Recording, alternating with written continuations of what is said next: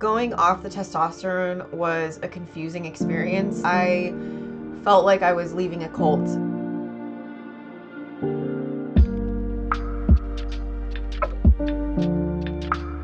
My name's Kat, and I'm a musician and student in biology. I'm sharing my story of detransition. I once identified as trans. I started to go through medical transition, and then because of health side effects and detrimental changes to my singing voice that forced me to stop performing, I decided transitioning wasn't right for me.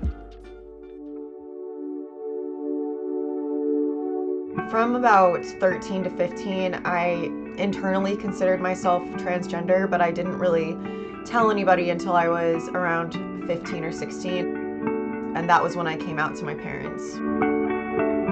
I liked to dress up as my dad when I was a little kid, and I had a pretty troubled teenagehood. I suffered from anorexia and bulimia, which was also an attempt to sort of erase the feminine shape of my body. I came out online on, it was on Facebook, and I was going by the name Tony. It took me a really long time to decide to medically transition because, for one thing, I was attempting to pursue a singing career, and so knowing that my voice would change was a big deal for me. From the first dose of testosterone that I took, and I was injecting myself, I never ever had a doctor show me how to do it or anything. My voice was changing, which I knew would happen, but it was sort of gradually changing, and I was getting excited because I was able to speak at a lower pitch and like hit lower notes. But then at around the 2-month mark, things started to shift, and I started to have some health side effects. But the thing that really set me over the edge is the vocal side effects.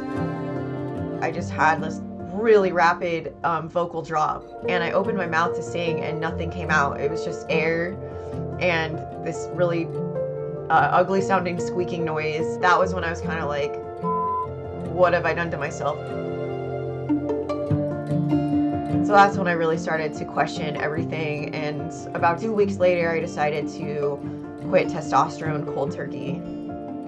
Going off the testosterone was a confusing experience. I still identified as trans at that point. Like I didn't want to go back to like living as a woman. That was when I realized how unhealthy it was for these activists who have been telling me like, don't listen to detransitioners, don't listen to anyone who may be skeptical or critical of like gender identity theory.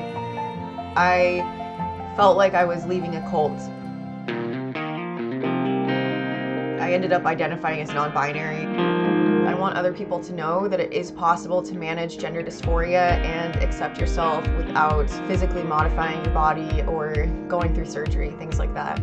Now, 1.5 years later after my detransition, I feel like I'm really more comfortable with myself and happier than I have been in a long time, maybe ever.